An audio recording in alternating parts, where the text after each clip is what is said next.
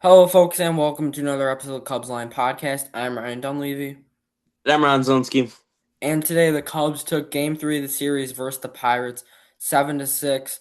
Come from behind win. At one point of this game, the Cubs were down 5-0 after a Brandon Lau grand slam early in the game, and then the Cubs kept chipping away. Lau hit another home run in the game to make it 6-2, but then the Cubs, being the Cubs they are, known as the Cardiac Cubs, came and just chipped away back. Michael Busch, his first hit. I think he was 0 for 29 coming into that bat. He finally got a hit in a huge moment. Dansby Swanson scored two huge runs, and Carson Kelly with the walk-off. I thought this was going to be a lot different of an episode, I thought the Cubs were going to get swept at home versus the Pirates without Paul Skeens pitching. So I thought this was going to be a completely different episode, but still not like a happy episode, but definitely better mojo after hitting a walk-off going into Philly. Yeah, I mean they still won, but like for them to lose the series, like that's kind of embarrassing, especially because yesterday you were gifted the game. You tied the game in the ninth. You scoreless tenth for them. You had the chance obviously with the guy on second, and then you're down one. You got second and third, and you still can't score. Like you were gifted the game yesterday. Friday, again, your guy threw, a no hitter through six, and you can't score. They had the bases loaded, I think twice, had first and third like three times. So, pretty embarrassing loss. Today was just, I thought was just going to be a beatdown. And then, for them to respond was pretty big. But yeah, like even throughout the game, like when it was 5-0, Dansby and Mo Baller hit a bomb, make it 5-2. Lau hit the homer, and then they responded right back. I forget who scored in the fifth. Who was that? That was a Breggy sac fly.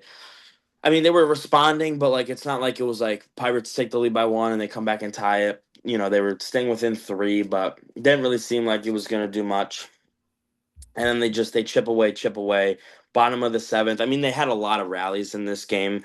Um, Heads up baseball by Dansby. Guy falls down when he makes the catch at second, and Dansby comes in to score. That was pretty big. And then obviously in the bottom of the eighth, you get Michael Busch to pinch hit and tie the game up. But I mean, today a really good win. I mean, would have been a lot better for them if this was to win the series, but to take one is, it's good. Hopefully, you can go into Philly and win a series to get back above 500 or get to 500. But yeah, like you said, thought this was going to be a rant type episode, but luckily we took one and only one game under, which shouldn't even be any under, but we'll take that.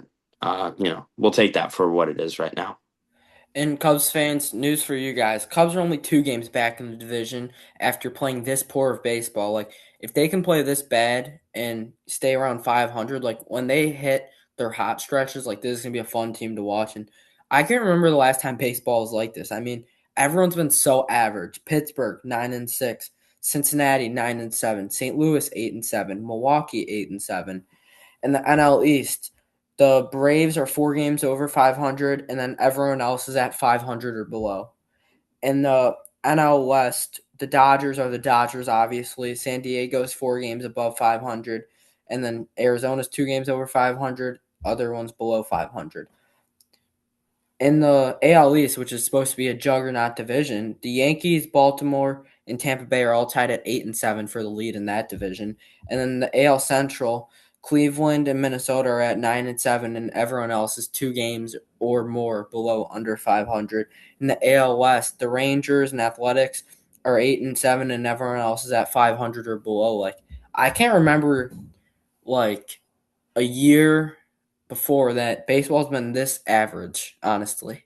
Yeah, it's actually insane. Like I was, especially because how bad the Cubs have started. I took a look around the league and just saw a bunch of 7-8s, 8-7s, 9-6s. Like it's kind of insane. Like how the Cubs are only two back at 7-8, but like that's every division except for like the NL West. That's really every division. Like everyone is just bunched up a game or two over 500. So I mean, everybody else is slumping right now except for like the Dodgers and even the Braves are playing good ball. But like, there's no team with like two wins right now, and there's no team with like 14 wins. I know the Dodgers, I think, have 11, but like we've seen teams right now be like 14-2. There's none of that. Like the Rockies last year were like 2-15 or something. Like they're playing good ball. I mean, for them, I think they have 6 or 7 wins. But yeah, everyone's just kind of bunched in the middle. I mean, the White Sox have been pretty bad in past years, and they're what, only 4 games under 500. Like, that's Hmm. not bad at all. And I feel like this is almost a good thing. So teams are seeing how it's kind of evening out, and for the salary cap next year, and if there's gonna be baseball, I feel like this is good, and it's looking good for baseball next year. What's going on? Yeah, I mean, I don't know. I still don't think there's going to be a season next year. I think it'll be a half a season Yeah, I think opening day will be like July 1st. around there. I think it's gonna be a weird year. Yeah, and then they'll play like 70 games or something. I could see that, So honestly, to be honest, whoever wins the World Series next year, it's gonna be like a Mickey Mouse championship. 100%. Which, if it's anyone but the Cubs, I'm gonna say it's a Mickey Mouse championship. You If know, it's the Cubs, it's a legit World Series. if it's the Cubs, it's like nah. Everybody had to play the schedule. I don't know how I would feel about that, honestly. I don't know. Like it would be so. I mean, the thing is like with us, like I mean, even every like sports fan, I feel like I mean, the NBA and NHL playoffs go from really the start of baseball season to like early or no, like early to mid June. So like we'd at least have that, but like if it doesn't start until then, like that would be so weird. Like literally no there's gonna be no sports on TV that'll below, but like I have a feeling that they're gonna get going around like I said, like July 1st. So hopefully it'll be like June. So we'll at least have, something to watch. But yeah, that's gonna be a dull, dull time if that does happen and there is no season next year like some people think. Yeah, I mean, like, what do you even look forward to at that point? Like, NFL Nothing, literally draft is nothing. before that. Like, I don't. There's nothing really to look forward. I I mean, actually think wait, I think there's a Summer Olympics next year. Or no, no, there's no, not. no. 2027 that There's like is. nothing to look forward to. Like, watch on Yeah. TV, genuinely. Yeah. Love Island maybe. Yeah, I don't know. That's gonna be a weird time, but hopefully it'll Yeah. get to baseball season. But worry about the 2026 season as it is right now. Yeah. We'll get right into Game One's recap. The Cubs lost this ball game 2-0. It was the most mad I've been after a game in a while. Like when your pitcher goes 6 no-hit innings and you lose a game, like that's just unacceptable. And you lose a game by the other team scoring 2 runs. Yeah, that's unreal. So Yeah. we'll get into the recap. First inning, Nick York grounded out to Dansby.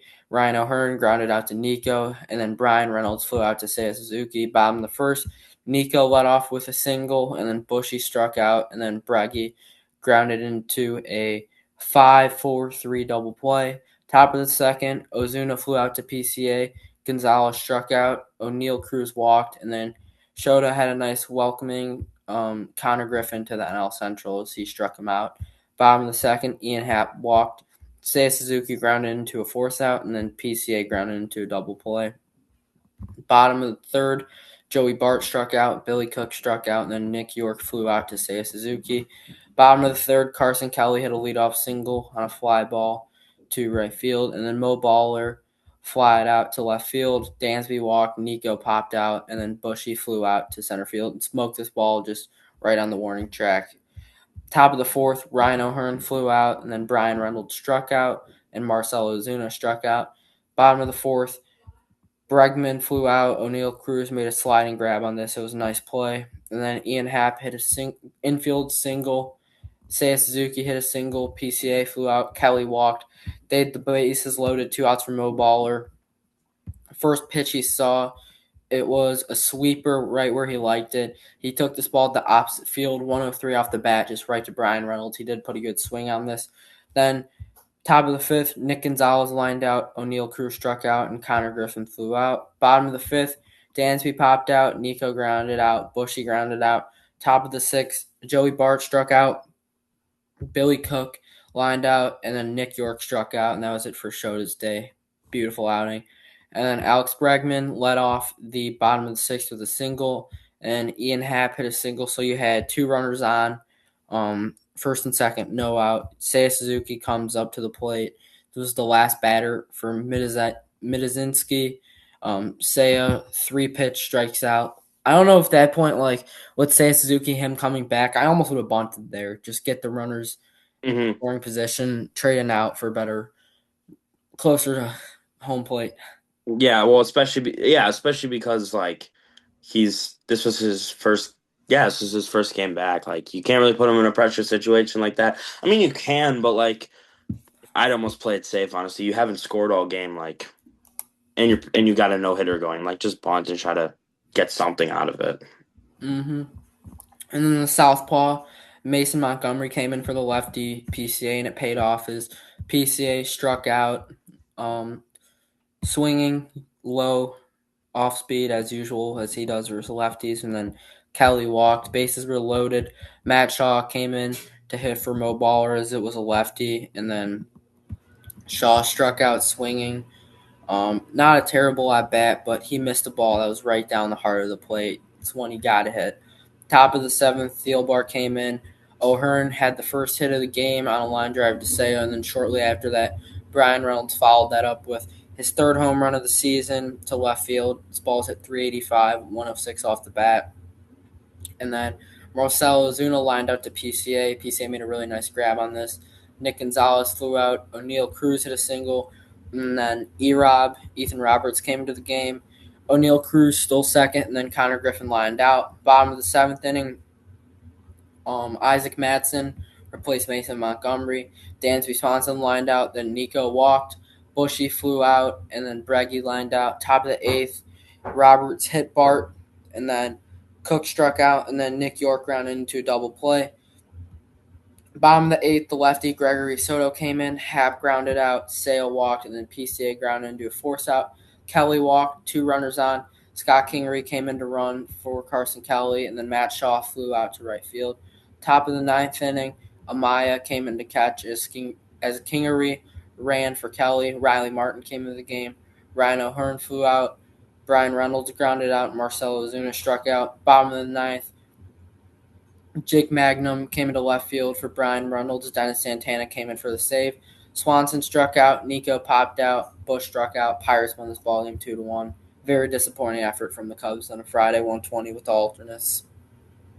Yeah, I mean, this was the most frustrated I had been after a loss all season, and then obviously that changed 24 hours later. But um, like this game is just a perfect representation of the whole year. Like you had so many chances, bases loaded, first and third, so many two on, nobody out opportunities, and you couldn't cash in. You couldn't just play small ball. Like we preach small ball. Like you should win. I mean, teams win games by small ball, and they refuse to do it.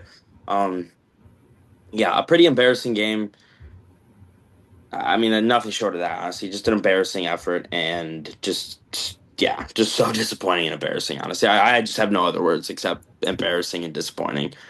100%. I mean, the bats were terrible. Only 6 hits on the day, which isn't terrible, but you weren't able to get runners in. Ian Happ was the only But guy. no timely hits, though. No Yeah, timely hits. that's what I mean. Ian Happ had a good day, 2 for 3, but Bush was 0 for 5 with 2 strikeouts. Bregman was 1 for 4. I mean, just rough days all around the lineup. No one could really get anything started. Pitching was great though. Showed up Managa 6 innings, no hits, no runs, 1 walk, 9 strikeouts. This was the best Shota's looked since his rookie year. I would say like he Hmm. looked like he did his first year, and I love to see that from Shota. And if you can get Shota back to what he looked like his first season, like that's That's going to what I be said. very I solid. said, but I said before the year. Remember when we were giving our hot takes? I said he might have a sub 2 this year, and I mean, obviously he was shaky in his first couple starts, but for him to bounce back and throw 6 no-hit innings, I mean, obviously the pitch count was a problem. I think if he's in the 80s, you give him that seventh inning. Um, but just a couple good ABs from the Pirates that didn't end up in out. Like that's the thing is like when you work ABs early in the game and you still get out, like those are things that could loom large at the end of the game because Shota, instead of being at 85 pitches and getting the seventh inning, you give the ball to Thielbar and you get on him and you score and you take the lead. Um, that a good AB in the second inning could be the reason why you take the lead in the seventh inning. So that's just kind of again, that's just the small things of baseball. But yeah, if he starts to look like he did in his rookie year, like I'm telling you, look out, like he's going to be unbelievable. Yeah, he's at a 2.81 ERA right now through three starts. He's 0-1, but he's pitched really well. And then Thielbar got the loss. He goes to 1-1. Didn't look great, but he has looked good. I think it's just kind of a fluky outing, hopefully. He went two-thirds of an inning, three hits, two runs. Both of them were earned, gave up a home run.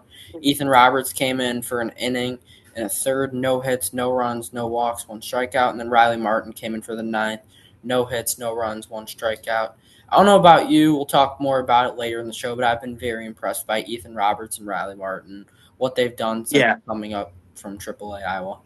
yeah, they both post zero ERAs, and they've been in some situations where you got to get outs, and they've got them. So, I've been very impressed with those two guys. Two guys who you don't really expect much from, and they've been able to answer the call. So, yeah, I agree with you. I've been very impressed. Yeah, so then Ryan, I'll hand it over to you for the game two recap.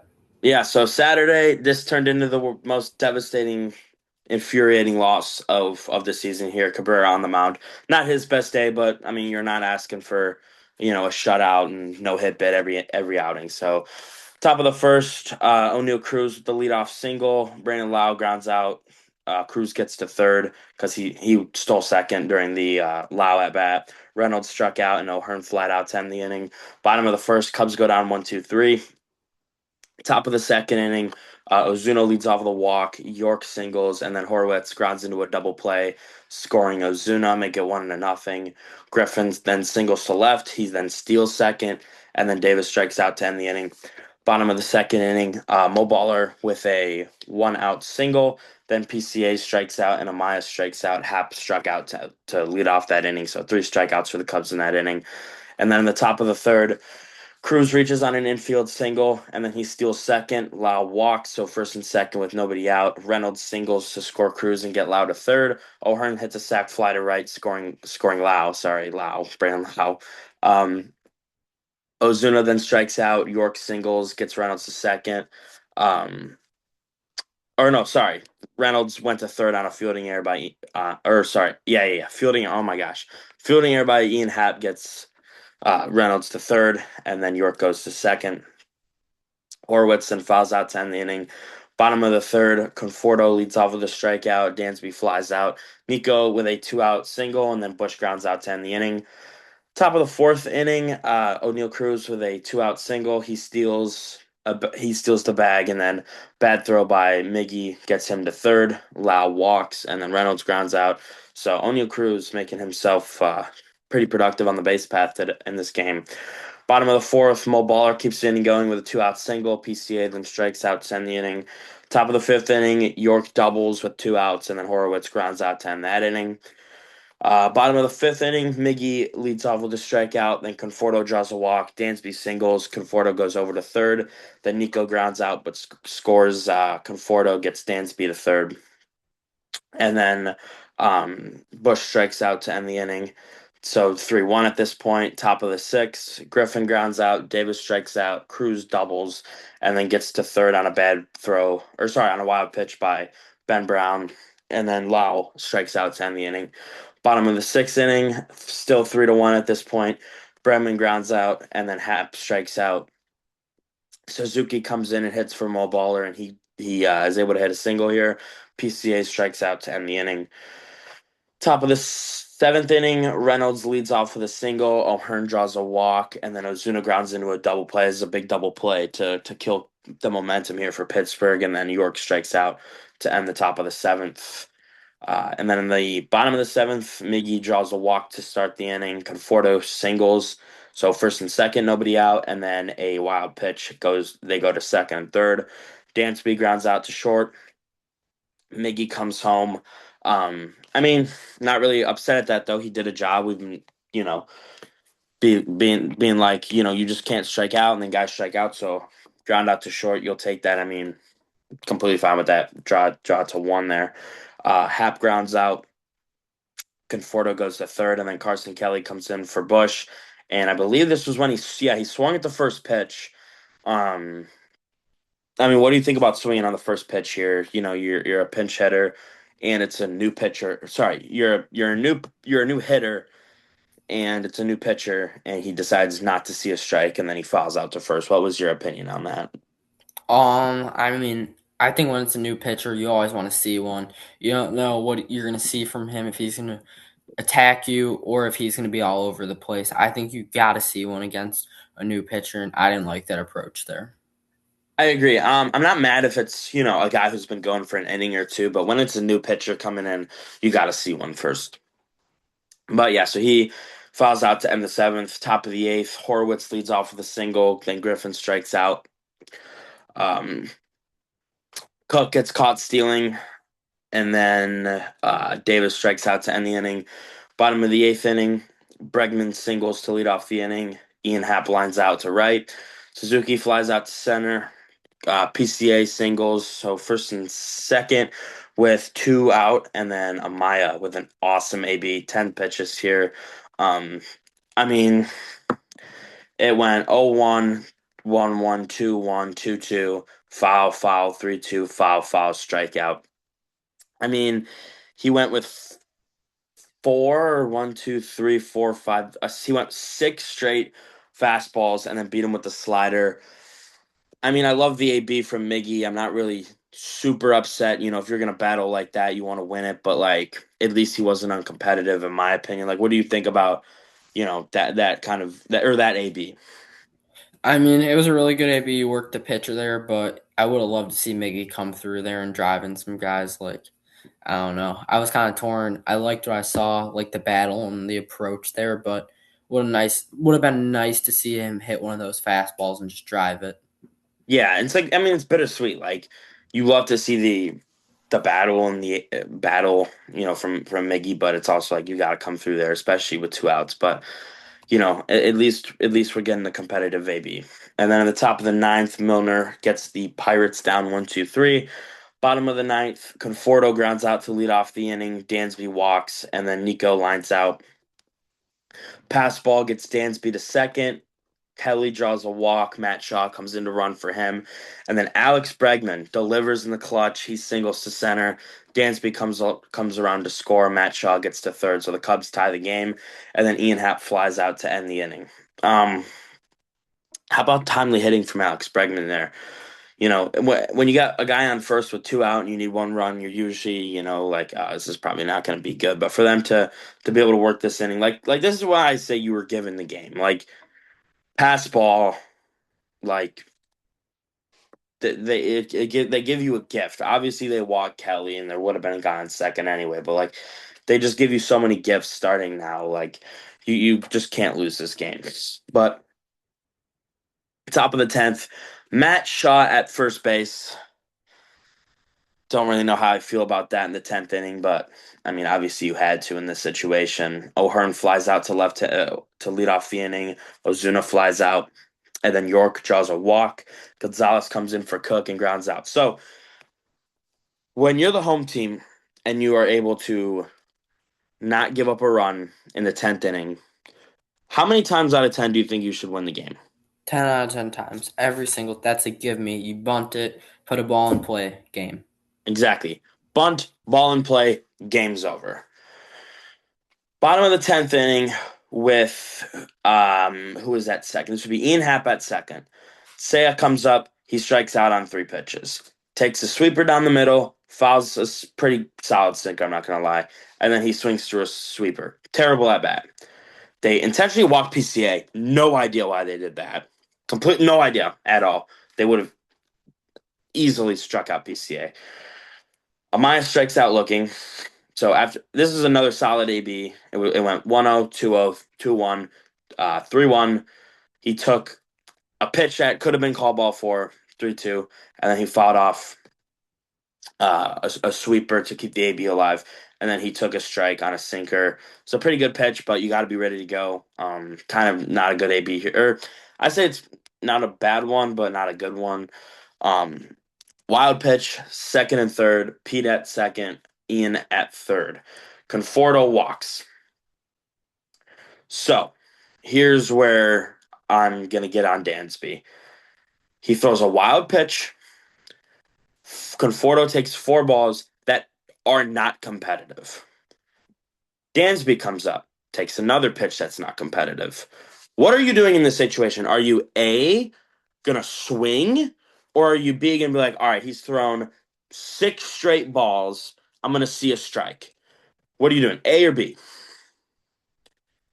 I mean, I think there's one obvious answer there. I mean, obviously you're taken there. I saw the same thing happen in Tampa where I forget who it was, but the guy just threw six straight balls and then he goes fishing down low. These approaches from the Cubs have been terrible, and I don't know. I have not liked what I've seen at all from this Cubs offense. No, this should be a 3-0 approach. You are not taking the bat off your shoulder. And people are like, yeah, he worked in AB. No, he didn't. In the bottom of the ninth inning, or sorry, I think it was the bottom of the eighth. It might have been the bottom of the ninth. He had an AB where I believe it was 0-2 and then four straight balls. That he didn't work in AB. He kept the bat on his shoulder the entire AB, and they weren't very competitive. There was one good pitch, but three of the four were not competitive. I could have took them. The second pitch of this AB, he swings at a sinker that almost hit his hands. Why in the world are you swinging? Even if it's a fastball. The fastball looked like it was going to paint the edge of the zone. He's probably not getting a hit. He's getting jammed. There's no reason why he's swinging. No reason at all. He should have got the take sign. It would have been 2-0. I literally am not even kidding you. I think if he takes that pitch, it's four pitch walk and the Cubs win on a walk-off walk. But he decides not to.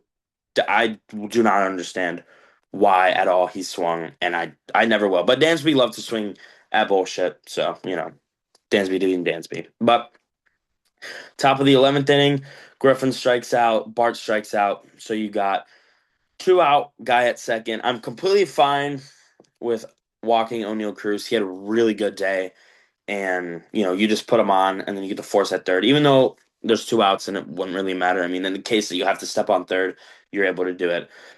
And then Brandon Lau reaches on an infield single. Gonzalez scores. I mean, Theobald rushed this one.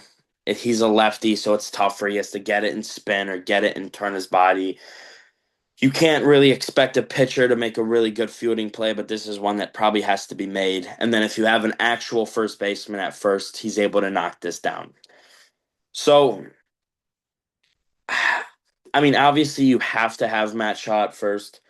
But because just how the lineup went. But if you have an actual first baseman over there, he's knocking that down or he's picking it. Matt Shaw gets away. Gonzalez comes home. So it's 4-3. Obviously, you don't like trailing, but again, you got a guy starting on second. Now we get to the bottom of the 11th. Probably this is the most frustrating inning of the season, honestly. And in your opinion, is this the most frustrating, infuriating inning of the season? By far. So, Nico Horner leadoff. He hits a chopper to the pitcher. Should have easily been an out.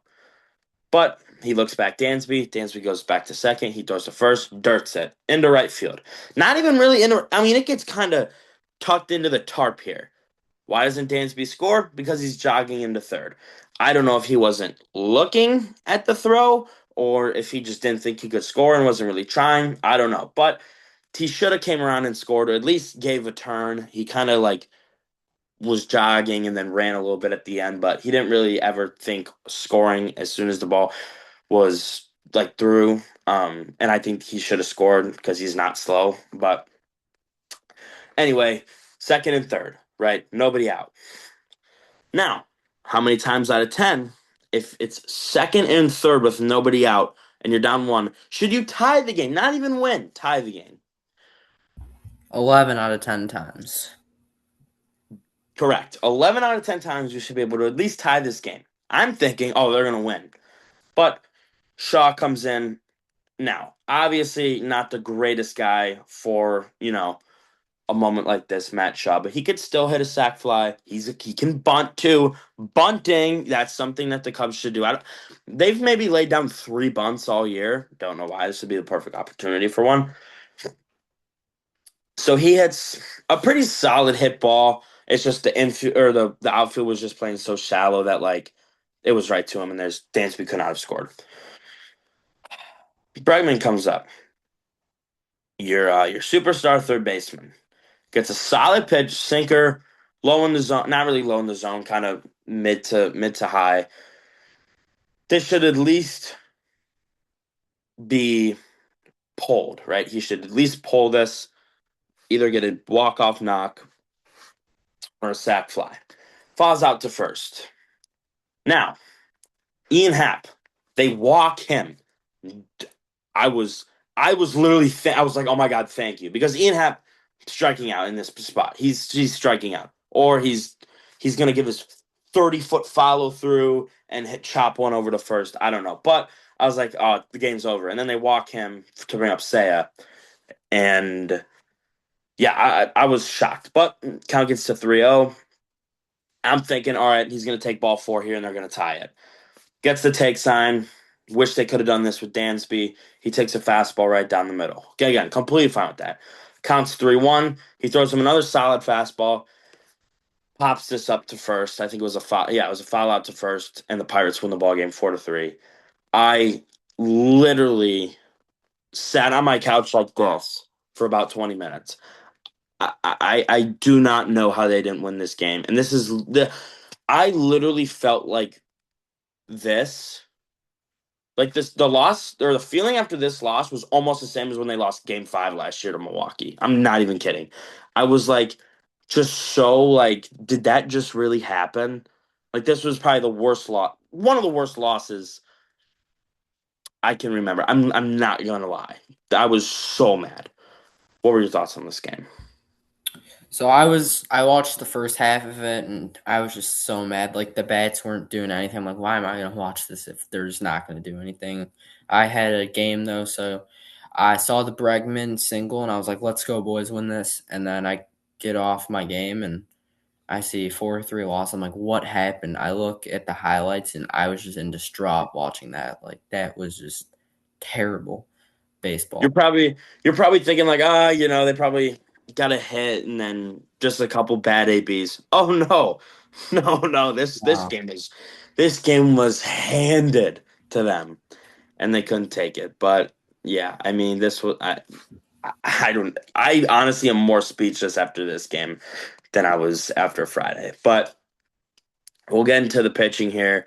Cabrera gets the start. He goes 5 innings, 8 hits, 3 runs, 3 walks, 4 strikeouts. He threw 98 pitches, 62 for strikes.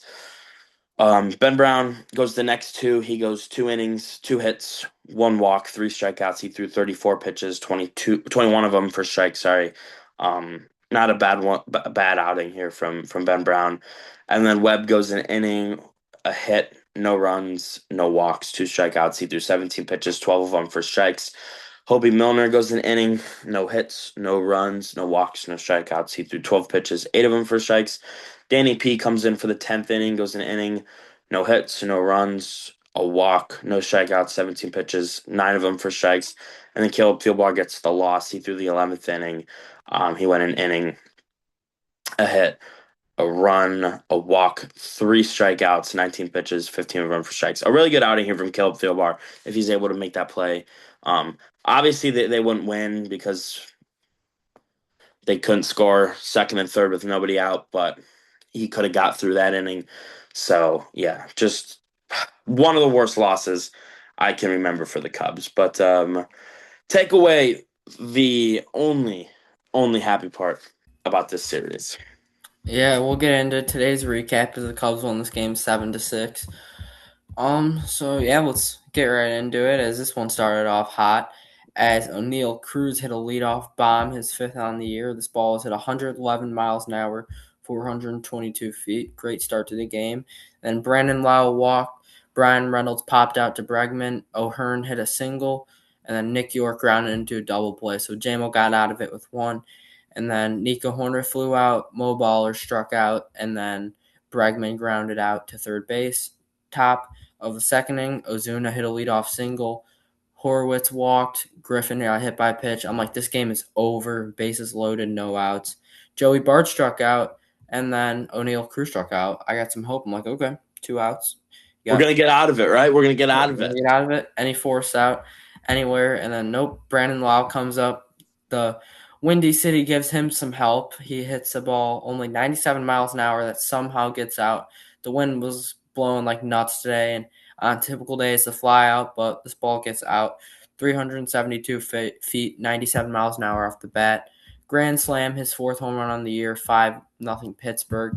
Reynolds struck out, and then Pittsburgh 5-0 lead after 1.5 innings of play, and then Ian Happ with the leadoff walk gets to second. You'd think, how again, you got a runner on second, no outs. How many times should a baseball team score that run? Eight, 9 times out of 10, right? Yeah. Because bunt, ball in play, run. Say it flies out, right? Happ gets a third. I don't know how many infield pop outs there have been on this team, but it is No, unacceptable. like it's actually insane. Especially like it brings back the game in Cleveland. I think it was the Friday game that you had. It was either second and third or first and second with nobody out, and it went foul out to third, foul out to first, foul out to first, and I'm like, it's game after game in clutch situations where they're fouling out or they're hitting a 300-foot pop up to the pitcher. Like it's unacceptable. Yeah, I've never seen this many foul outs from a baseball team. And then PCA pops out, and then top of the third, O'Hearn grounded out, York struck out, and then Ozuna popped out. Bottom of the third inning, Dansby Swanson started off with a home run. This ball was hit 100 miles an hour, 391 feet to left center field. This was Dansby's second home run of the year. Cut the lead down to 4 runs for Pittsburgh. Matt Shaw struck out. Nico flew out. And then Mo Baller with an absolute bomb, 102 off the bat, 427 feet. This ball was a bomb to center field. I mean, hey, 3-run game, giving me some hope. And then Breggy walked, and then Happer lined out. Top of the fourth, Horwitz struck out, Griffin grounded out, and Bart struck out. Bottom of the fourth, Seiya grounded out, and then Carson Kelly hit a double on a line drive to left field. And then PCA grounded out, and then Dansby grounded out. I mean, again, 1 out, runner on second. Most teams score this run. You got to find a way. Top of the fifth, O'Neill Cruz struck out, and then Brandon Lau with another home run. This ball was smoked 444 feet, 109 off the bat. Made it a 6-2 game. Still within a grand slam, though. Brian Reynolds singled, O'Hearn struck out, and then New York flew out. Bottom of the fifth, Matt Shaw struck out. Nico hit a single. Mo Baller hit a single. So you got 2 runners on. Bregman does a job with a sac fly, makes it a 6-3 game. And then Happer grounded out. Top of the sixth, Ozuna grounded out. Horwitz struck out. Griffin struck out, and that'd be it for Tyon. Not a bad outing, honestly. Like without, I know home runs was a struggle. Like obviously, ideally not 6 runs, but like say that loud ball typically is a fly out. Like that's Yeah, you're right. Yeah. I mean, if that's a fly out, that's 2 runs. Both of them earned 11 strikeouts. yeah, you're right. It's not. Yeah, I mean, it's not terrible. It's just the fact that the bases were loaded at the time. But like, I mean, if he gets out of it, that's huge, and you've got 11 strikeouts and 2 runs. So yeah, I mean, I get where you're coming from. Yeah, and then Seiya Suzuki struck out, and that'd be it for Bubba Chandler. Hunter Barco came in, Kelly grounded out, and then PCA struck out. Top of the seventh, Riley Martin came in, Joey Bart popped out, O'Neill Cruz struck out, and Brandon Lau struck out. Bottom of the seventh, Dansby walked, and then Matt Shaw lined out to right field, and then Nico hit a double. Runners on second and third. Amaya came in to hit for Mo Baller as it was a left-handed pitcher, and Amaya with another great at bat 9 pitch walk. Amaya's been working some great at bats. And then bases loaded for Bregman. Bregman pops out to Lau. Lau made like a running catch. It was kind of awkward. He kind of fell. Dansby with some heads up base running gets home. Sack fly 6-4 game. And then Happer grounds out. I mean, still bases loaded, 1 out. You can't just be getting 1 run. That's when you need 2 to 3 runs there. Yeah. Top of the eighth, then Martin stays in. Reynolds grounds out. O'Hearn hits a single. And then Ethan Roberts would come in. He hits his first batter. Like, I love E-Rob, but when you're coming into a game as a reliever, the first batter you face cannot be a hit by pitch. But he does end up getting out of it with a strikeout and a lineout. Bottom of the eighth inning, Billy Cook came in to play first for Horowitz. And then O'Hearn moved from right field to first base. And then Cook played right field, and Justin Lawrence came in, walked Seiya Suzuki, and then Kelly struck out, PCA struck out, Dansby walked, and then Michael Bush came in to hit for Matt Shaw, which is kind of a ballsy move by Craig Counsell. Bush, he's been 0 for maybe 29 coming into this at bat, and he's been hitting the ball well, but just the baseball gods have not been on his side. And what is the perfect way to break out of a slump? A bloop hit. A bloop single. A Yep. bloop single, 68 miles an hour, 200 feet, does the job. And then the left fielder made a bad throw to the second baseman, which allowed Dansby to score. Bush to get to second. Huge hit from Bush. Great base running from Dansby, 6-6. And Nico grounded out. Palencia came in the game, struck out Griffin, grounded out Bart. O'Neill Cruz walked, stole second base, and then he got to third on a pass ball, so a little bit shaky, but then Brandon Lau strikes out. Danny P gets out of it. Jose Urquidy came in for the ninth. Conforto pinch hit for Amaya and smoked a double into right field, 85 miles an hour off the bat. And then Scott Kingery came in to run for Conforto. Love this. And then Bregman hit an infield single to Connor Griffin. So runners on first and third. That Bregman didn't really matter there. Hap grounded into a force out. Bregman was out going to second, but Hap got on first. Seiya walked. Bases were loaded. 2 outs. Carson Kelly puts a great barrel on the ball. This ball was smoked 104 off the bat into the gap. 381. Doesn't matter where it was hit. Cubs are winning this ball game. Carson Kelly, walk off. Love to see it. Great bounce back win. Took a game in the series. What were your overall thoughts on this game? I mean, for I just want to first say, start of the ninth inning, Amaya has been hitting the ball really good, working really good at bats, and you pinch hit him from Michael Conforto. I was with a couple of buddies and I was watching the game on my phone, and I was like, you got to be kidding me, right? Way to prove me wrong, Michael Conforto rips a double down the line, and that's ultimately why they won this game. Create traffic, but yeah, unbelievable job by Michael Conforto there, pinch hit spot, big moment there for him. Great game. Uh, Cardiac Cubs are back? Question mark. I mean, maybe. I just got to say, though, 6-9 is a lot different than 7-8. So today was a huge win. They got one. Wanted two, they got one. The bats awoken today. Are awake today. Can they continue to be awake this week? We hope, but I mean, yeah, it's just a question mark right now. We'll see when the game happens, but good win today. Good comeback win. Um, we'll take it. Yeah, 100% we'll take that. So now, I kind of have a question for you because I was looking on Twitter and I saw 8 Cubs pitchers are on the IL right now, and we are 2 weeks into the season. Like, what is going on with this training staff? And whoever's running it is not doing a good job because that is unorthodox to have 8 pitchers on the IL 2 weeks into the season. Like, whoever that trainer is needs to be fired ASAP. Yeah, so it's it's honestly at a point where like it's just some guys get hurt and it's an issue with the staff, and this is starting to become an issue with the staff. Like Cade Horton, he is injury prone, but there's a lot of things you can do to help. I know Phil Mayton's on the IL.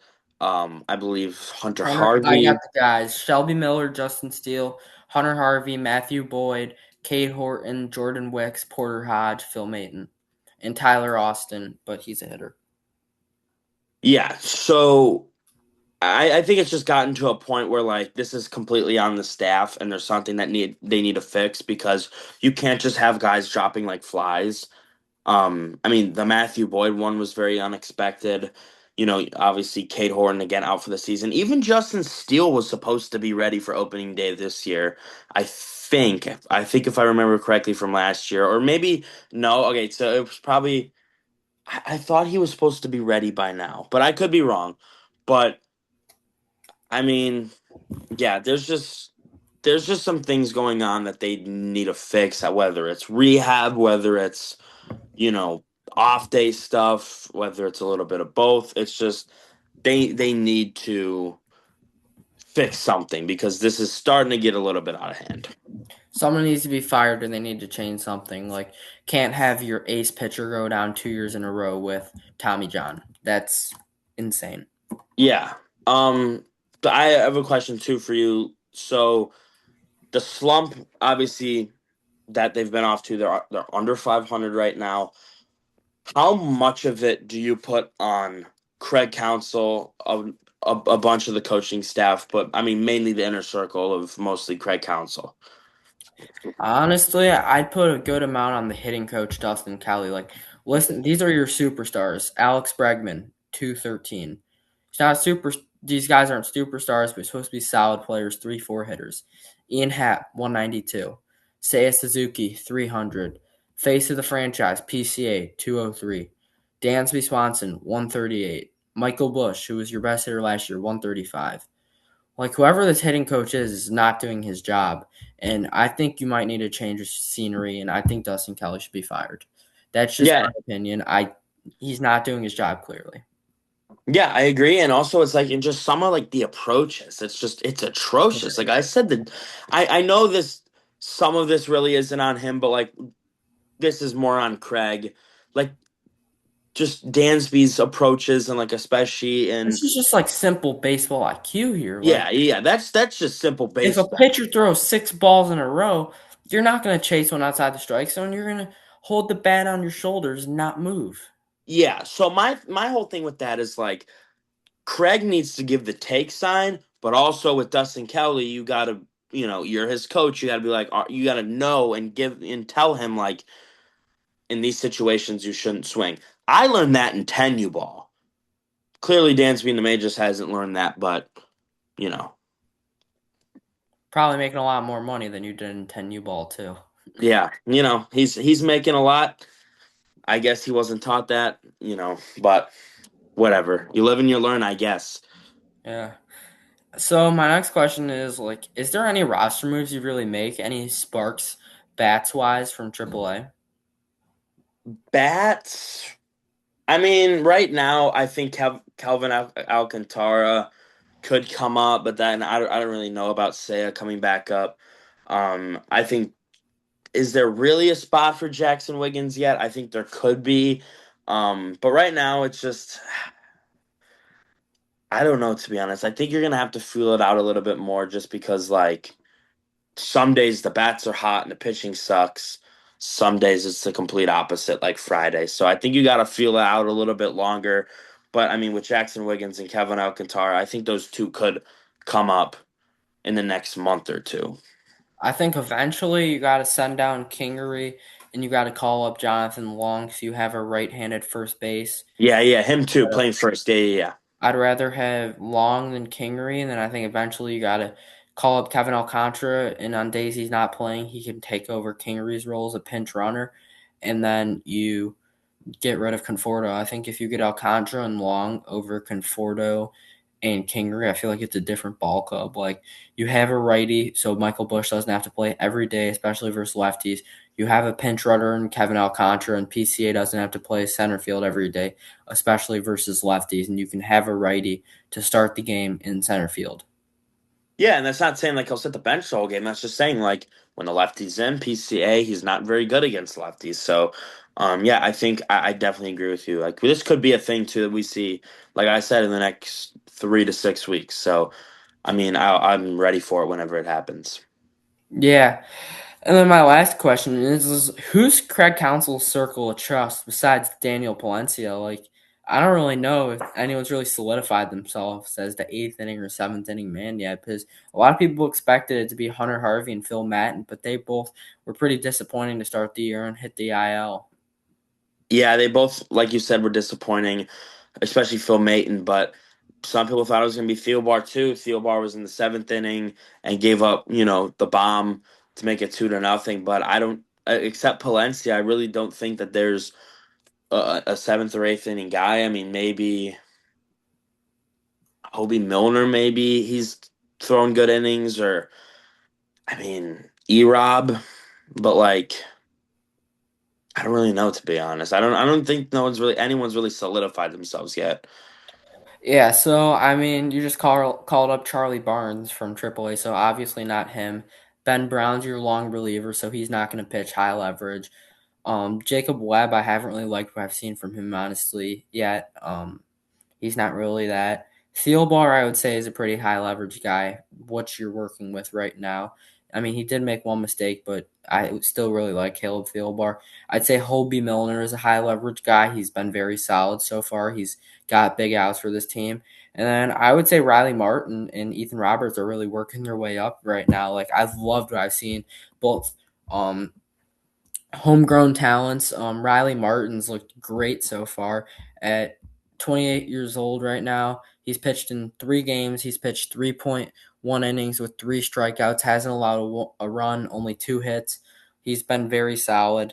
Um, he's looked great in all 3 of his appearances. And then Ethan Roberts has looked very solid too. And Ethan Roberts he has some nice velocity there.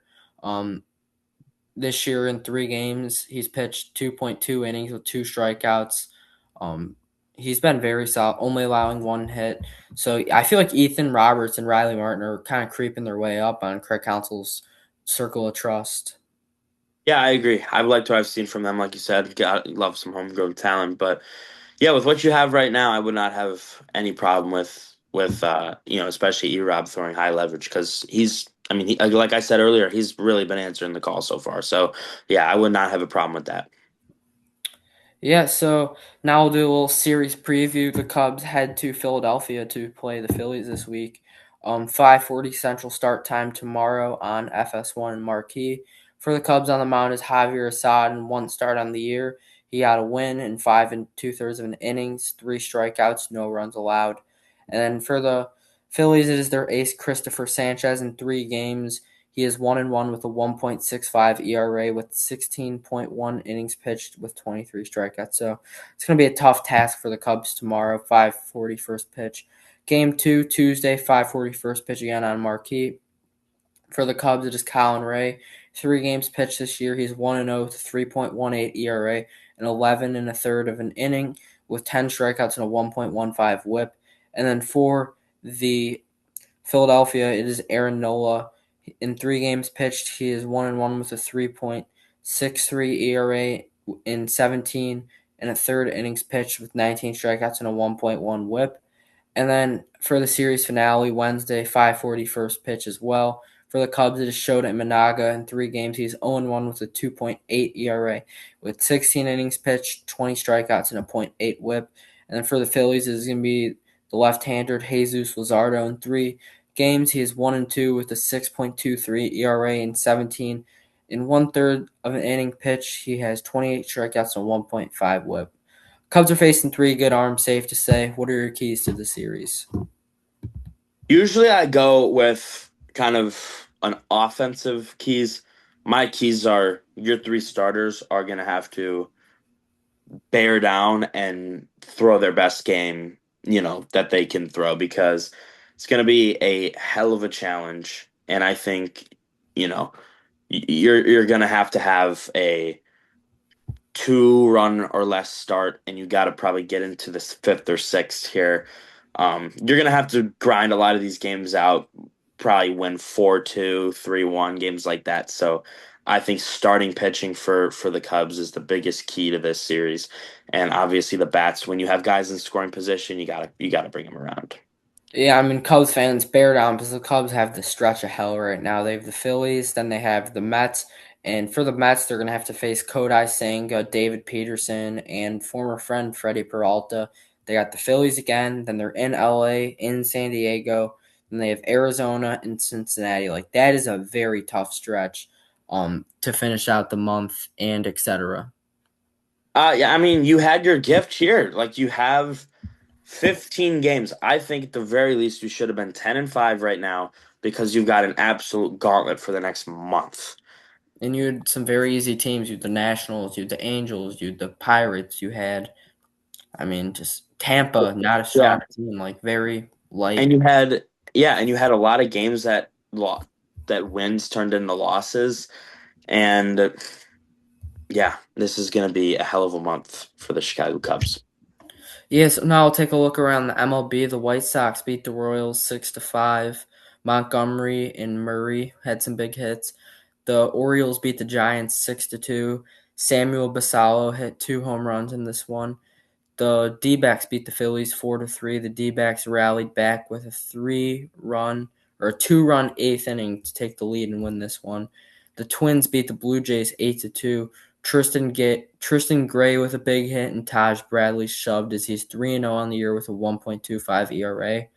The Angels beat the Reds 9-6 as Jose Soriano has been lights out this year. He is 4-0 with a .33 ERA in 27 innings pitched. He's looked unhittable so far.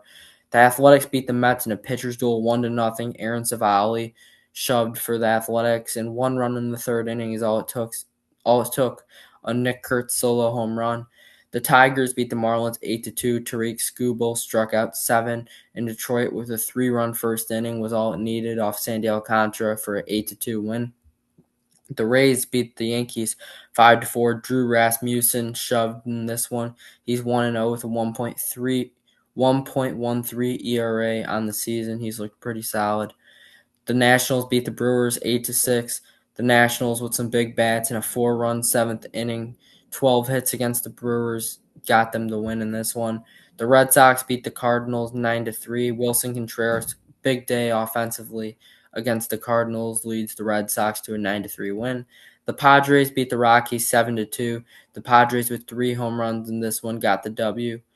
The Mariners beat the Astros 6-1. Logan Gilbert with a great start. Bouncing back from 2 rough starts earlier in the year gets the win for the Mariners. The Rangers beat the Dodgers 5-2 as Jacob deGrom struck out 9 in this one. Jake Junis on for the save. Roki Sasaki gets a loss. He's 0-2 with the 6.23 ERA. The Braves beat the Guardians on Sunday Night Baseball 13-1 in their new City Connects. Chris Sale shoved and Dominic Smith with a home run in that one. So now we will take it over to MLB Pickle. Rye, who do you want to start off with in this one? Walk-off hero Carson Kelly. Alrighty, I like that. Carson Kelly. From the USA, 31, probably a lefty in the AL. Lefty AL from the. I'm going to go Ben Rice. I know he's not that, but I'm just trying to get the division down. AL East, lefty, USA 31. Ooh. Try to get the team for. Is it Yankees or no? No. Okay. Rays. We could go Shane McClanahan. He's on Tampa Bay, a lefty from the USA 31. Position. Don't have position yet. Okay. So let's think. Jake Fraley, maybe? Yeah, give that a shot. It's not Fraley. I'm trying to think. So Simpson was in center for them. Caminero was at third. First base was Yandy Diaz. He's a righty. Yeah. Aranda? I mean, he tried, but he's probably not. He's He's not not from so the good. U.S. Yeah. 31. Don't think it's a reliever. I'll go Englert to see if it's a reliever. Mason Englert. I don't think it's not a reliever. I don't know what position it is.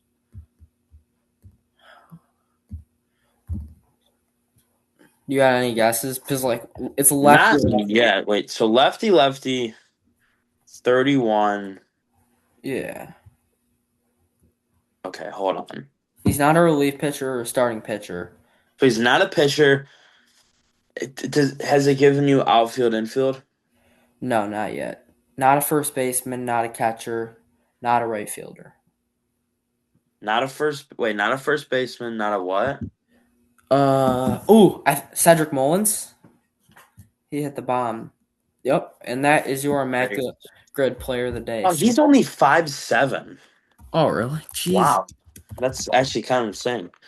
Yeah, so now we'll play immaculate grid. I've got a couple here right now. I've got Garrett Cole for Astros, Yankees. I've got Bryce Harper for 300 home runs, Phillies, and then I have Roy Halladay, 2,000 career strikeouts for Phillies. Perfect. So I got Let me fill three these in. down. 3 of the 9. All right, Phillies and Astros. Try to Hector get Neris. what? Hector Neris for Phillies and Astros. I like that. I like that. Actually, I don't like the player, but I like that poll.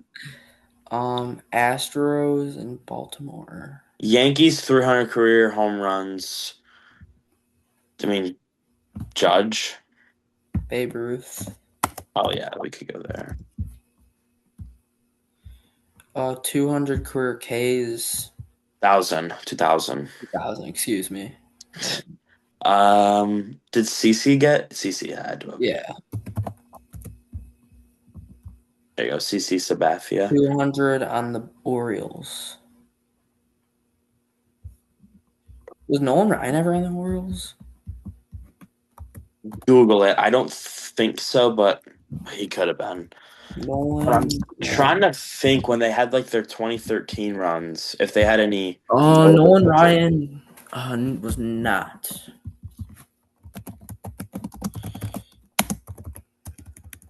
Baltimore 2000. Ooh. Wait.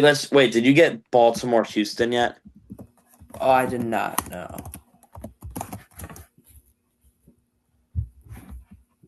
Hold on. I want to get this. I feel like we can do it. Orioles.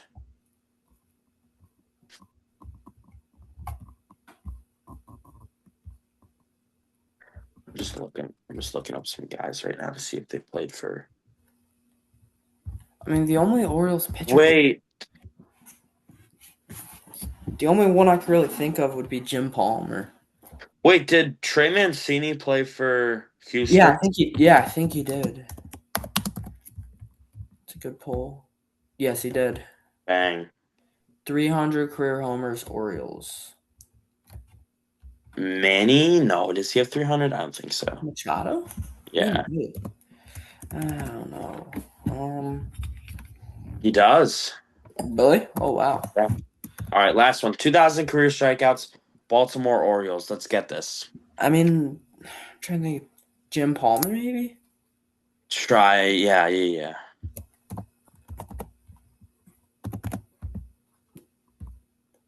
There we go. We got it. We're immaculate today. That's our first immaculate In since a while. like in a while. It's been a minute. Thank you guys for tuning into today's episode. It was a long one. Try and get as many episodes as we can out this week with the Phillies and Mets series. Thank you guys for tuning in to today's episode. Signing off, Ryan Dunleavy. Ryan Zelensky. See you guys next episode.